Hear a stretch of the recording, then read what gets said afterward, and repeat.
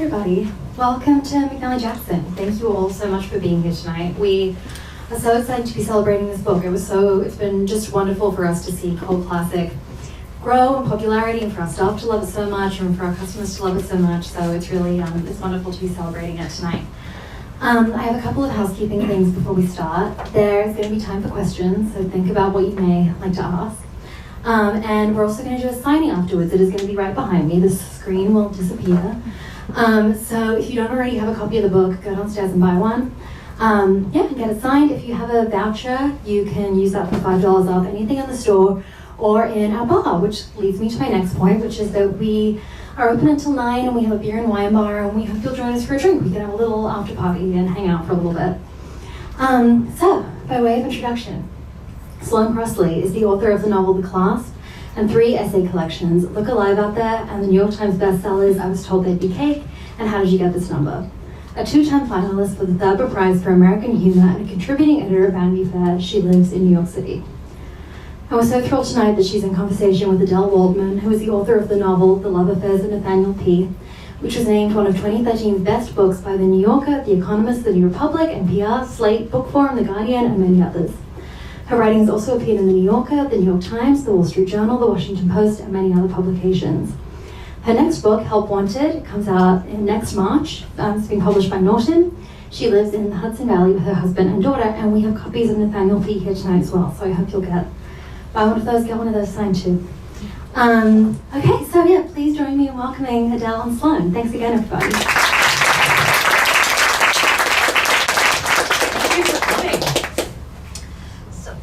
Thanks for being here. Yeah, so easy to not do things. And they all came here. Yeah, actually the last time I saw Sloane was a book event for her previous novel, The Clasp, which was wonderful. I'm sure many people here have read it. And it's very exciting to see her again for this occasion. I am also excited, but you're being circled by people who are to do tech support.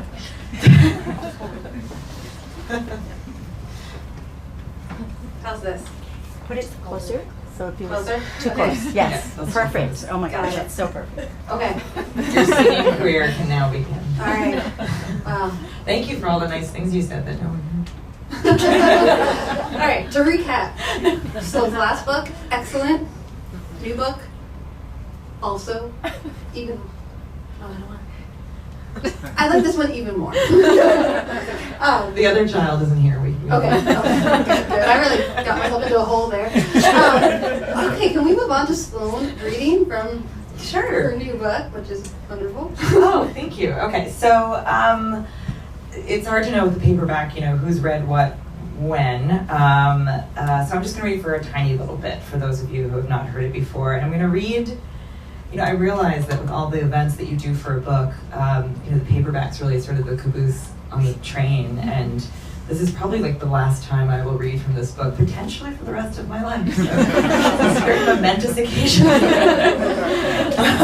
But I'm going to read a part that I don't normally read because in isolation it is a little harsh, I guess.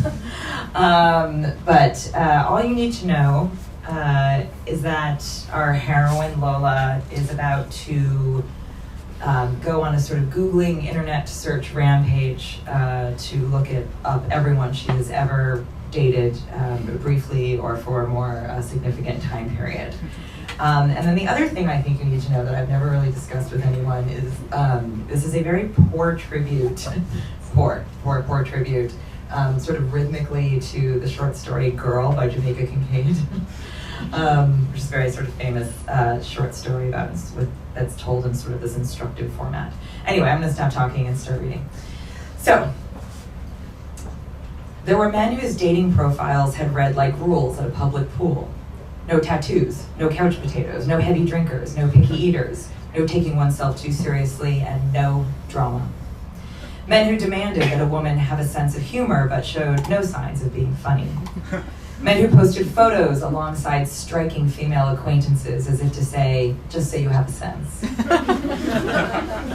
Men whose insecurities ran so deep they came out as accusations. How do you not have a boyfriend? What's wrong with you?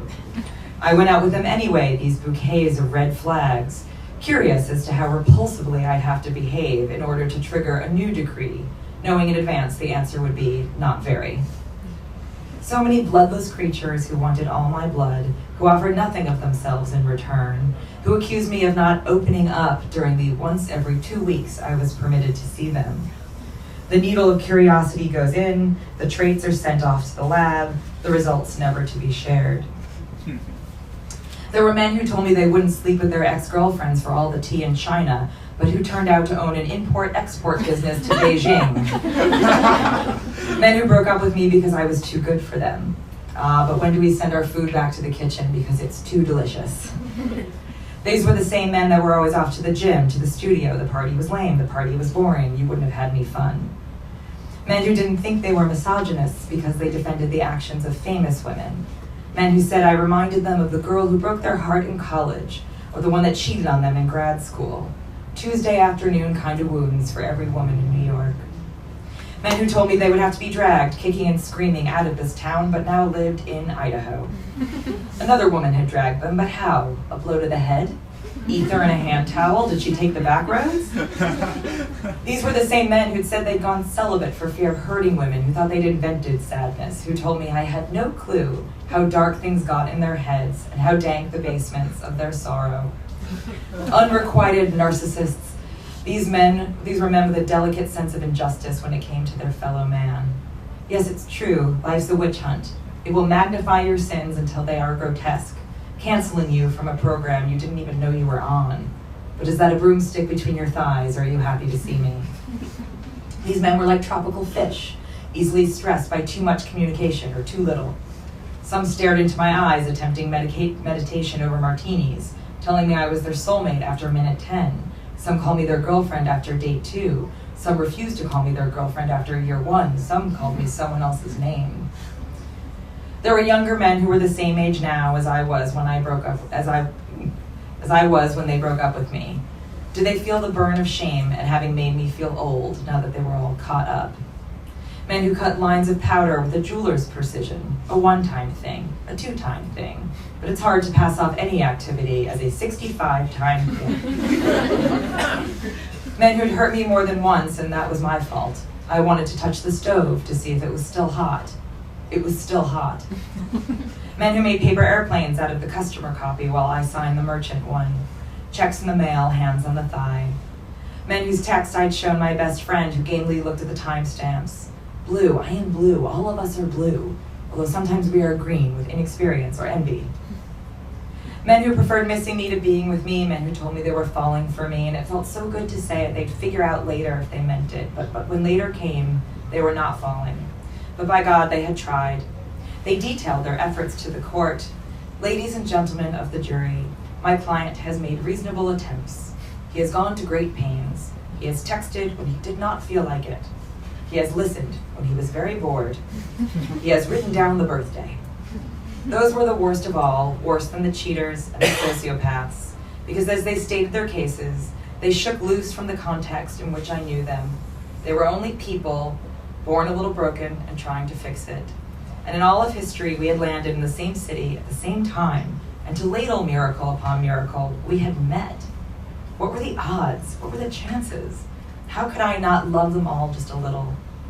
And in that moment, they became unanchored from being men at all. They became genderless droplets that floated away before my eyes, drifting into a sea of human fallibility, little particles rising toward the surface.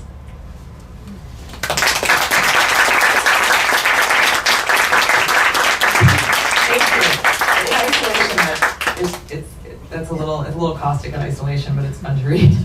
Although, how many people here join me in feeling like we hope this is not the last time Sloane reads that aloud, because it's just such a good reading as well. Oh, thank you.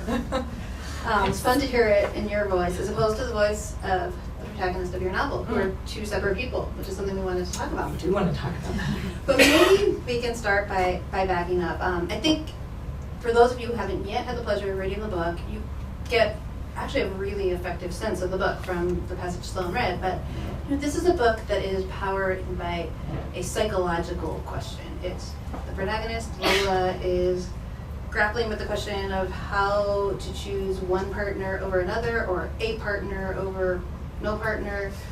And that's really what fuels the book. And I wonder if we could just talk about that and maybe start by talking about who Lola is and how she finds herself in this predicament. Oh, she's just the worst version of everyone here. What? No, but it just, I think it's, there's a part in the beginning where basically Lola, the sort of premise of the book, to be briefish about it, is that Lola used to work for a magazine called Modern Psychology, which is Psychology Today. Did you work for Psychology Today? I didn't, but if someone who worked there is. Oh, hi. Okay, well, congratulations. Your magazine is not folded in the book. It very much has. And her former boss, they have these sort of reunion dinners. Her former boss is a man named Clive Glenn, who's become this sort of pop guru person who appears on like talk shows, who has sort of lily-padded his way from the masthead of the Psychology magazine to, 10 ways to de-stress before noon kind of things on talk shows. And basically what happens is Lola is engaged and having questions about whether or not she should go through with it. She's also, it's important to me that she's in the galley, I think she's 37. I think she grew up in the finished book, she's 38. Interesting. I know. Where was her age? I think I missed it in both readings. Yeah, she's a little older because I think I wanted it to be for her to be nervous about all this stuff, about commitment, and then for also for her former boss to sort of come in and intercede in this kind of speculative fiction way and try to help her make a decision, which we can get to. I wanted it to be a little embarrassing that she was sort of older than we like to think. Right. You like to think that, like, okay, your 20s are for this, your 30s are for that, and then you're all sewn up by the time you're 40, and she's about to be 40, and she feels not sewn up. Although I have to say, one of the things I love about the book is that she doesn't seem to spend a lot of time beating herself up over not being married as 40 approaches, and that she's still like, maybe love is just not for me, maybe I'm not wired that way. I liked that there wasn't the sense of desperation. She wanted to figure out how to find the right partner or just maybe skip it. And yeah, I think that's the thing is that I think she's much more focused on the idea that you're fed that you're supposed to learn various lessons, or that you're supposed to feel that once you meet the right person, that everyone you've been with and everyone you've known sort of kind of congeals in this tiny way into like a bullet point, and that's all they are. And I think it's sort of a recipe for disaster. I don't know, like if it's like we're fed this idea that you're supposed to, that everyone else was not correct.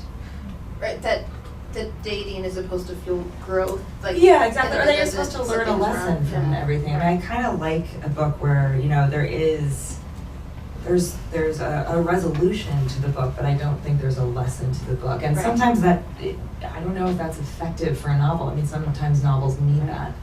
Well, I'm going to step in and say this. I think as a resolution, I have to turn on it. I think that as a novel, it ends very effectively. I think it's one of the pleasures of the novel of it's going someplace, and it is very satisfying to read it for the first time and to experience. I don't want to say any more than that, but it's just there's a destination, and there's a twist to that because there is a speculative fiction aspect. So I started to say before a little bit. It probably sounded like I had two threads that I didn't tie up, but one is her insecurity about her relationship, and the other is that her former boss has started this mind control cult.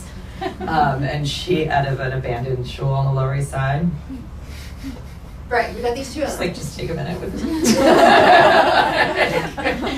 So we've got Lola, the protagonist, single woman in the city, dating. She's worked at this magazine that's folded, and but that was sort of a place I liked. It was fun to play with a magazine because it's a place where they were sort of feeding other people these quick fixes for their psychological problems.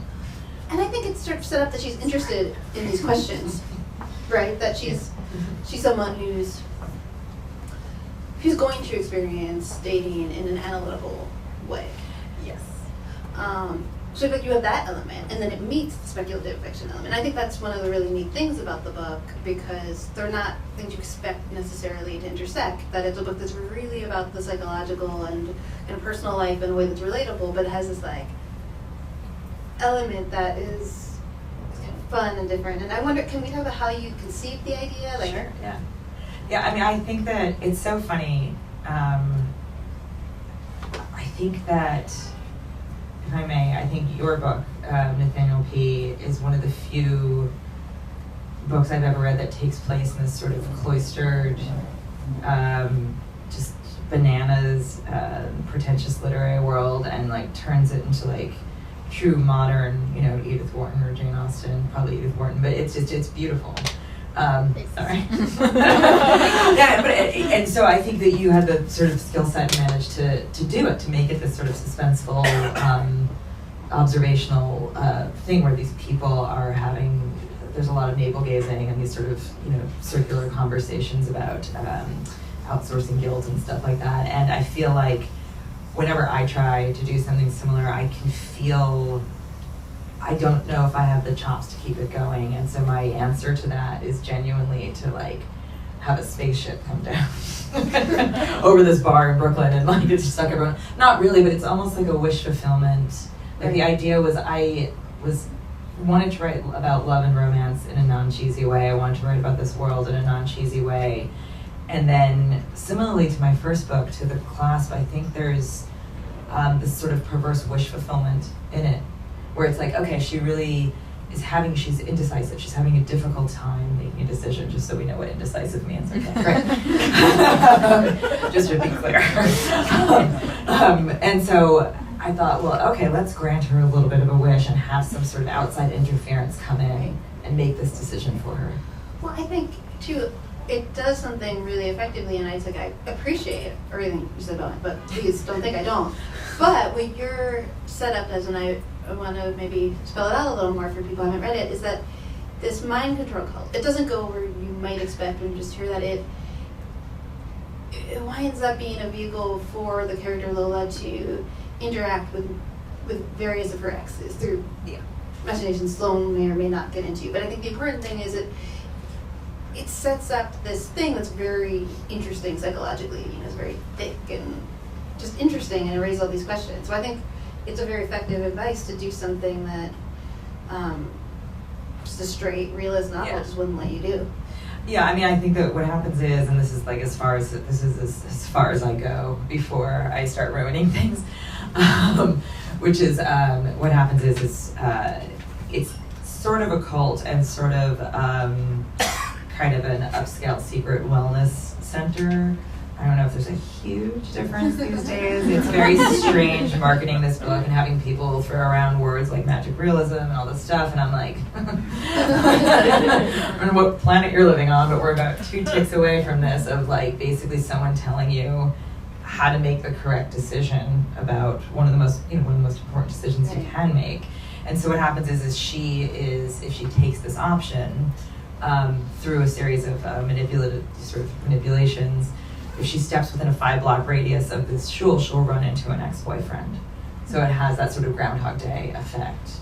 But it's funny because you're talking about it in such elevated terms that I should just accept. I think I'm just sort of used to it being a comedy. But Groundhog Day, I think, is a great comparison. It's like a conceit that is fantastic. You know what I mean? Fantastic meaning from fantastical. Yes, right. Like derived from fantasy. Yeah. But it's also fantastic in the sense that it's funny and revealing. I think Groundhog Day is a really apt comparison in that sense. I hope so. I mean, I feel like I've done a couple of interviews with Groundhog Day. People do a lot of overlaying, or there's a lot of analysis about like the religious aspects, like which religion is it, basically, in Groundhog Day. There's like whole dissertations written about Groundhog Day, really? Which weirdly you have not Googled. Clearly. But like, yeah, but it's like, is it purgatory? Is it, it's like, is it what tradition is it? Is it Buddhist? Is this repetition? And it's weird because the Jewish media sees a lot of like Jewish mysticism in this book that I don't think I intentionally put in the This book. is so interesting. I wonder, I like to be someone who's like hyper prepared, but I have to admit, it didn't occur to me to read reviews of It didn't occur to you to read like the Jewish book. It's okay. No, but it was weird. Like a friend the other day told me something that I was like, where were you when I needed you when I was writing this thing? Because there's a lot of jokes that Lola makes to her. She has this sort of like love-hate relationship with her former boss. There's a lot of jokes she makes with him about like you've turned this sort of holy place into a place that has like a massage room and like a crystallarium and it has a coffee bar. And he told me the other day, I'm not going to say it in Hebrew because I'm going to butcher it, but there's this thing in Judaism where apparently every building the next iteration should have a holier purpose than what was there before. So it's very hard to convert synagogues into things because you've sort of hit it out of the park on round one. And I'm like, oh my gosh, that would have been very helpful. So yeah. Gosh, this all makes so much sense that like people are reading so much more significance in this. I admit I read it as just like something I think I love about your writing in general is just like really fun social satire. Of like I didn't think more about it other than like hyper gentrification, and of cource, yes, that the too. synagogue on the Lower East Side is now a fancy wellness center. Like, of course, Yes. Yeah. I felt very surfacey in my reading. No. I felt very surfacey in my writing until this was told to me. You just really have to accept it. But that is a good segue because I do want to say like maybe I am emphasizing the psychological so much. I don't want anyone here to be afraid that you're not going to get like Sloane being really funny in this book, and there's just like some really really good. I mean, it's really funny throughout. But I'm thinking of like one thing I just like I can't get out of my head. I like read it to my husband recently when I reread the book. See, because I do try to prepare. just not the Jewish media. Not the Jewish media, and not like someone's like dissertation from Hunter about groundhog day. I had that one on my list. I just didn't get through it. But there's this line. So I'm going to butcher it because I'm not going to take the time to open the book and it'll take too much time. But Lola's at a bar. One of these ex-boyfriends, she's with him, but he's gone to the bathroom. So she's sitting by herself for a minute at a bar, as we do, and just like overhearing snippets of other people's conversations. And she describes, it's like everyone who's at this bar had seemingly come for the sole purpose of describing the social infractions of an absent friend. And it's like so funny and true when you listen to these conversations. And I think the book is just full of that, the texture of life in the city, the texture, oh my gosh, the train to the country. I love that. So that's not a question. I just want to make sure I get that out there. Okay, so go back to my questions. So We hear you when you're at bars. Psychological, and funny. Okay, that's the one. So, let's see. What in particular that drew you to the question of exes? I think the honest answer is I forgot. Because I started writing the book a long time ago. I think I was sort of questioning. I just really wanted to write about relationships and romance, and the issue is, and I think we've probably both had to contend with it. Maybe everyone in this room has with the following, and I have it a different way too, which is, I've written like about 100 essays, and maybe 4 of which over the years have included, my ex and ex-boyfriend, something like that, and boom, I write essays about dating.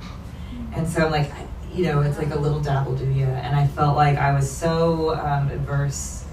That's why there's my first novel has, 2 out of 3 of the main characters are men.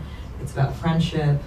And I felt like I just didn't want to touch it. I didn't want to touch it. And I feel like it's almost like a weak thing to say that I was so heavily influenced or deterred from like one of the biggest topics of our lives from like by what, like New York Magazine? Right. Who cares? And so finally I think maybe I just got sick of it. But then the next step was to figure out how to tackle something that is such well-trodden territory in an inventive way. And so then I just sort of had to wait like a tiny baby cobra. Yeah. and then that's when the exes, right. then I sort of figured out how to have this container for how to talk about relationships with a sort of parade of them. Right. No, that makes so much sense to me. And that's so honest because it's my last event. No, I think that it's so true about a fear that a woman writer has, a very valid fear, like, and I mean, it's been proved with this book in a lot of ways. I mean, I think we were talking a little bit, in the sort of green room about how much it's obviously when you write fiction in a way, all the characters are you. Do you know what I mean? But there's not, there's a difference between that and people thinking this actually is a one-for-one version of me and I can't stop it, which is fine. But not true. right. So, if you don't mind, maybe I can just ask you to expand on that. So you Sure. so the book has been out for about a year. Right? Yep. Yeah, actually, yeah. I know, It's a year old. Right. I don't know. Do we stop counting in months when it's like you're a mom? I'm not. Like it's always weird when people are like, "How is your son?" They're like 37 months. Yeah, I think we move on to years. It's a year old, yeah. Yeah, so you've had a year to sit with it, and I would love to hear about not just the question of is it very annoying when people conflate you in the main character, which, but also just I imagine you've gotten a lot of responses from people who react very personally, like it's a very intimate book, and I feel like you've probably heard about so many people's exes in the past year. I have. It's really amazing. It's actually always. I don't know why I'll never learn how to do this. I wrote a book. My first book was called I Was Told There'd Be Cake, and every sort of meeting I went on, every sort of party, people would have cake for me, and I'm like, I should have called it like I was told there'd be rent control. Gold bullion. This is so dumb. And I'm like, when will I ever learn? And so for this, of course, now I do get a lot of people's stories about their ex-boyfriends and how they see themselves in the book. They see relationships they've had. They see themselves in Lola. And it's like, it's mostly great, honestly. It's just that the only charge that I ever sort of am like, oh, this is not really what I meant. Like that passage I just said is like misandry, which is, the hatred of men. I don't feel like it's that, but I can see how it gets under the skin of certain people, maybe. Right. I mean, Sorry, I drifted off. I think there can be a problem of reading novels to literally, like, to speak in the voice of a character in a specific context of what's going on in the book is not the same as, like, writing out an opinion and signing your name to it and being like, this is what I believe. I mean, you did think, the thing is I feel like when I think of Lola, I think of all the neuroses I've ever had, and then I just took the dial and went like that. And so she's just completely, the degree of ambivalence, the degree of self-analysis is like a lot higher than my own. Also, like the number, frankly, is a little higher. It's so funny. Just to be frank with everyone in the room and this tape recording. I found Lola's degree of analysis totally relatable. It's like when you can't, sort of rein it in, but she's just choosing. I feel like a lot of it is, if you want to experience the book without buying the book, which for God's sake, don't do that. Like, if you wanted to do that for some reason, pick up your phone and just keep scrolling until you hit the absolute end of your text messages, which I'm going to say I don't run the technology, they're probably around 2014, and just start reading conversations that you will be sucked back into that relationship. And it doesn't have to be a romantic one, just any relationship. You're sucked back into the argument and you're right there, and all of a sudden there's even a line in the book where I say, memories had morphed into emotions. These people weren't even there anymore. Those words weren't theirs. They weren't, Right. And so I feel like her going back into the past and running into these men it feels really indulgent, but it's also very bad for her. Right. Do you want to know what time it is for Q&A? Oh, because I read for a while, yeah. No, just it's 7:42, so you can start Q&A whenever you want, or you can keep talking. Oh, do you want to do one more question? Yeah, can I do one more? Please. Well, I don't actually know if this is a question. You're holding the Am I mic. allowed Go to ahead. say Go ahead. this is Sorry. a comment, not a question? It's terrible. I just want to say on that point, I have to say that I felt like one of the most refreshing things in the book was to me that Lola does not seem in a rush to get married. She's got a perfectly lovely guy who's ready to marry her, and I just love that she's a woman who's just like, I don't know. To me, that is something that I haven't seen before in a way that's really thoughtful and taking it seriously, and just it's nice, this presentation of a woman who cares, she has feelings, but Yeah, anyway, so I clearly saw Lola as more of a heroine, and Yeah. so when you describe her as an anti-heroine, I'm a little offended, but No, I think it's that, I mean, one of the things that I do like about her, like about that aspect of it, and thank you for saying that, is that I think she just so desperately wants to earn her opinions. And it's really hard to do that with all of the other opinions that are flying at you. Right. Do you know what Yeah. I mean? That you should have certain things by a certain age, or that you should feel this way, you should be grateful for this, you should be attracted to that. And I think that hopefully by the end of the book, you get the sense that she has earned whatever decision that she makes, that she's not just bowing to sort of external pressures. I never wanted that to happen, because I think that's actually incredibly unromantic to you know, right. sort of cede your desires to some sort of societal pressure. Yeah, I think it does not feel that way in the book. I mean, I think that's what's sort of so brilliant about the end. It feels like, I think the best endings feel like they were there all along, but you, the reader, or at least this reader, did not see it coming. But it feels earned. It feels like, right, of course, this is not something coming from without to solve her problems. Like, it does feel like she's earned her wisdom. Yes, I hope so. All right. How about questions? Yeah, comments, criticisms. So many. Hi. Oh, should I wait? Oh, you guys, am I taking your job? You just, I think that's great, especially because I'm not wearing my glasses. So. Oh, okay. Hello. Hi. We're Thank just supposed you. to repeat the question. Oh, yes. Totally. Thank you for your reading. I appreciate Thanks. it. I wanted to ask you a little bit more about cults and cult mentality in Sure. your novel. I co-wrote a series that was about an in-person suicide hotline cult that was attempting to like revolutionize mental health care. And so for that, I looked into a lot of specific cults, and I was wondering if you looked into specific cults to like help your writing, specific texts or specific films, and if there were like certain things you learned from that and how that helped your writing. I'm going to try to repeat that. The question was about cults, and you worked at an in-person suicide hotline. No, I wrote about one. I didn't work at one. So I feel so bad because I said I'm supposed to be paraphrasing the question so you can focus on your answer. Next time we'll do it that way. No, but basically, the gist is, I mean, you were sort of expressing your interest, and then just saying that, did I look up? There were a couple of cults I actually looked up. It was really hard to find what I was looking for, because despite these sort of hopefully more meaningful themes, it is a comedy. So this is not, for those interested in NXIVM, still buy the book, but also buy a book about NXIVM. So it's not that, but what was really difficult to find is that all the material are people who have been sort of deprogrammed, Nat Rich wrote an amazing piece about, there's a woman whose name is now completely flown out of my mind, who wrote like the book about testifying, getting people out of cults, former members, you've got the Scientology crew that's willing to speak.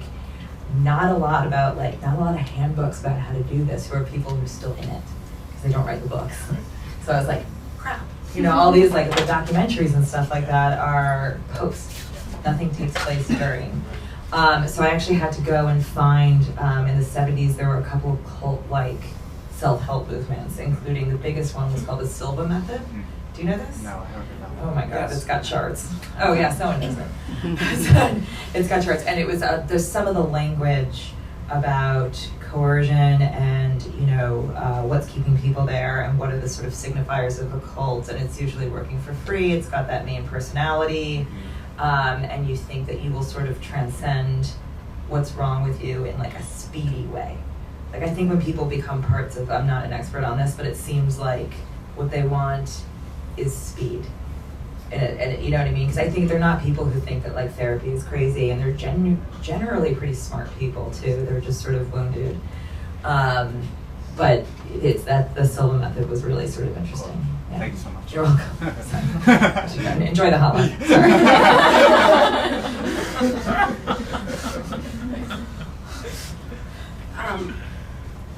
Question over there? Hi. Hi. Oh, thank you for standing. Yeah, I got you. So I know you did the personal essays, and now you're doing the novels. Congrats on the change. What's next, or what caused the change? And yeah, those two questions, I guess. So Sloane was an essayist and has written 2 novels. So it's a question about what caused you to go from essay writing to writing fiction, and also will you continue to write essays as well? What's next? Would you believe me if I told you it's about a suicide hotline?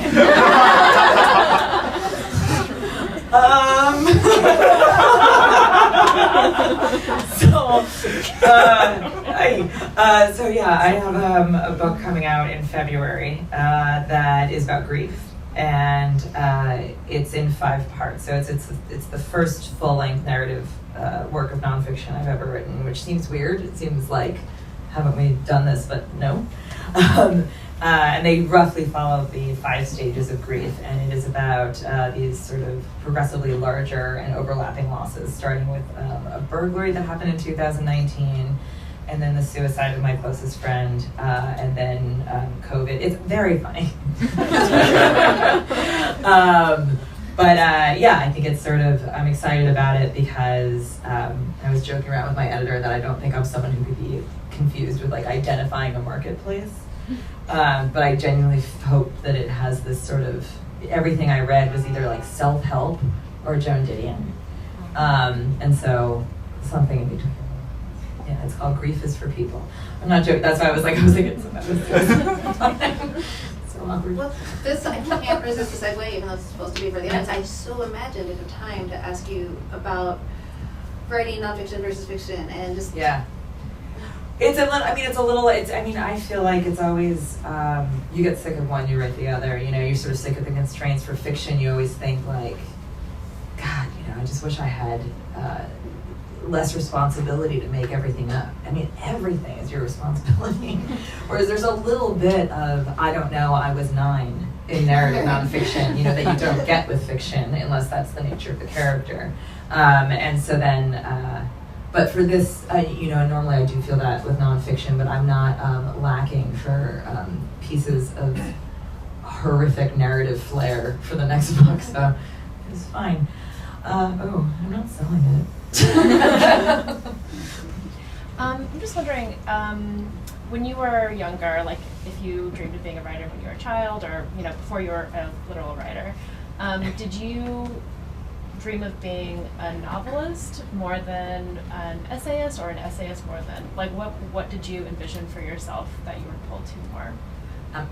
Did you guys hear that? No. Oh, they heard it. They heard it. Oh. They know the thing. Okay, They know great. it. We're good. What I was pulled to when I was really little was I thought I was going to write curatorial material because I was going to be the head curator of the Met. So it's the night is young. I don't think it's happening.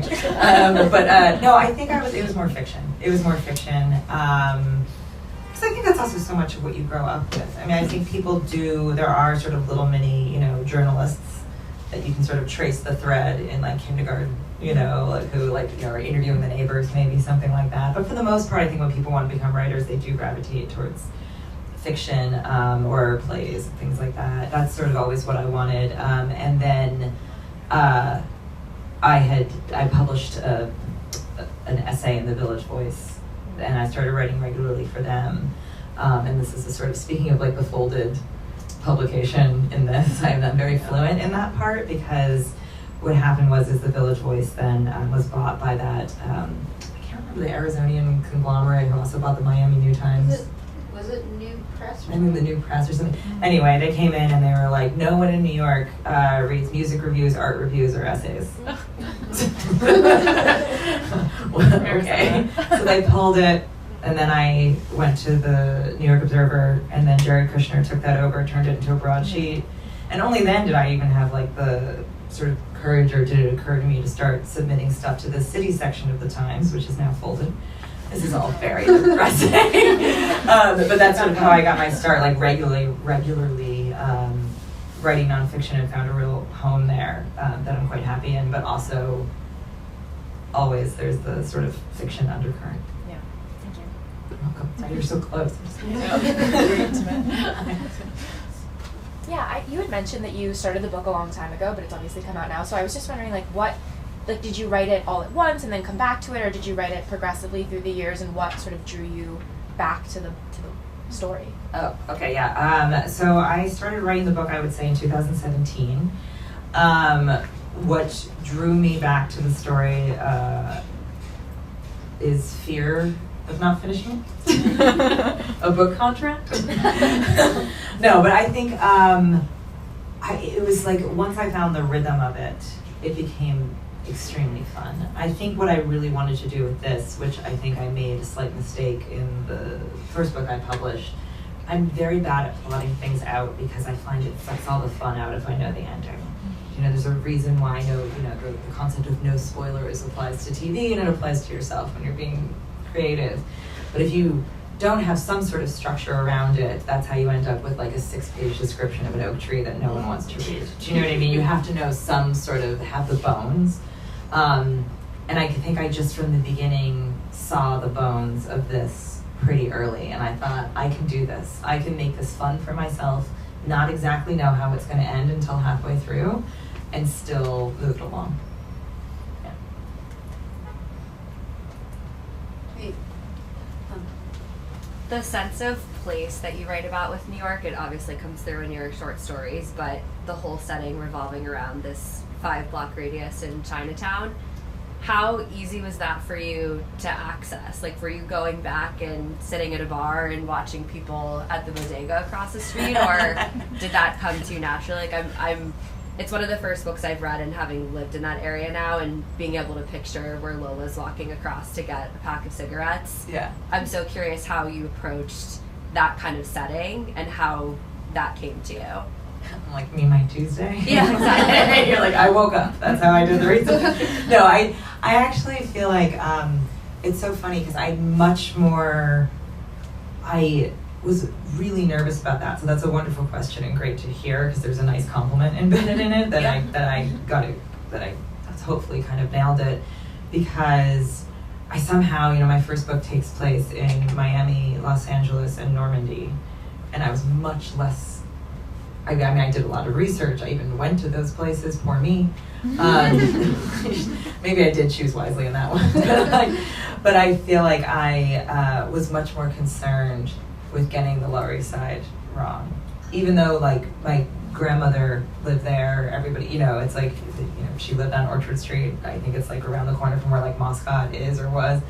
And I think that you don't need that much. That's the thing, is to just differentiate it from other neighborhoods in New York. And what always and I thought, well, what makes this one special? Because something makes all of them special. And to me, with the Lower East Side, it's the layers, right? It's like the sort of like the Jewish tradition. You have this old, shul. You have like, all the Chinese lettering. You have, where she can possibly wander. And there's just so much to potentially draw other people there. Just because there's just a tremendous amount of restaurants and businesses there. And so, yeah, it was just sort of from living in New York and knowing it. But I've never actually lived in that neighborhood. No, I love that. There's a great description of these like very high-end boutiques that are there now, replacing other stores, but they were also high-end boutiques. They're also high-end, but yeah, I say something where this vibe. That people like planted a flag in a place where the residents, it had already been gentrified. So like, therefore it feels sort of nefarious because it's not coming from a triangulation of community.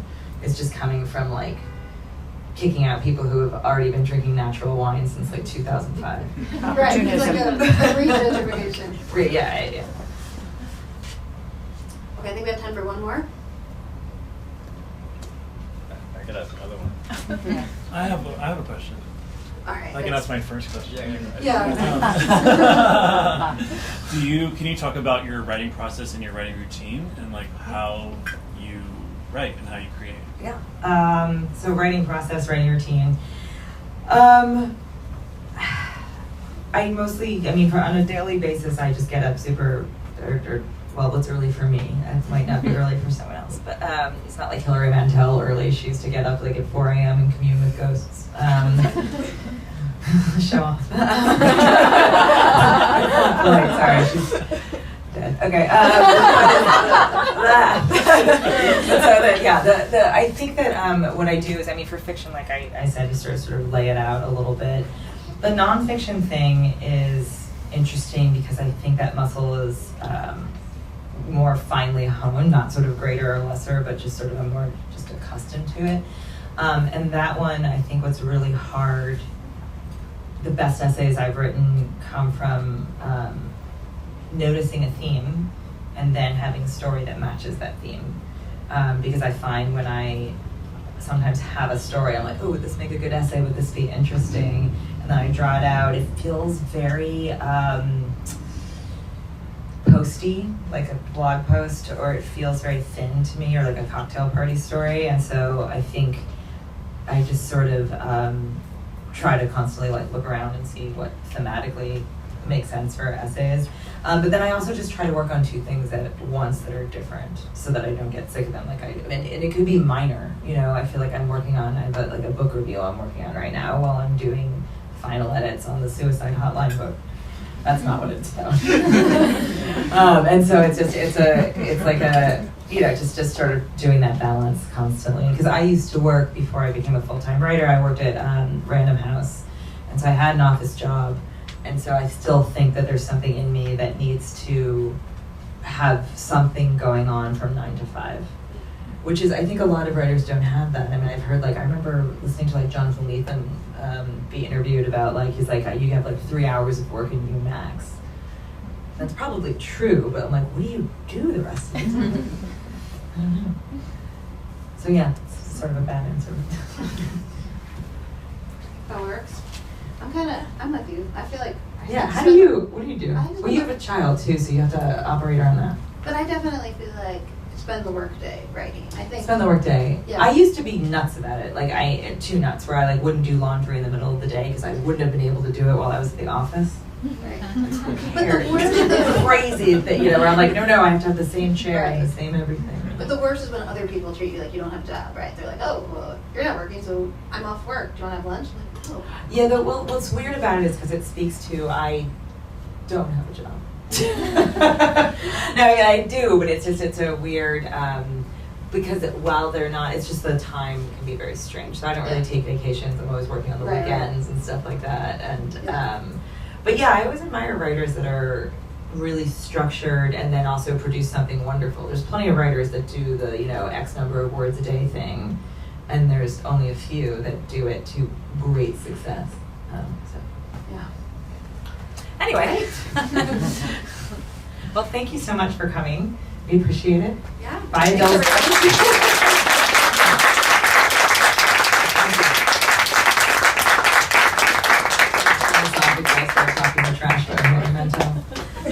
Rest in peace. Rest in peace. Thank you. Thank you so much for that wonderful conversation. Thank you everyone for coming. That was so great. So we're gonna do, signing right behind me. We're gonna move the screen, hang out, get a drink, get a copy of the book. And thank you again. Thanks.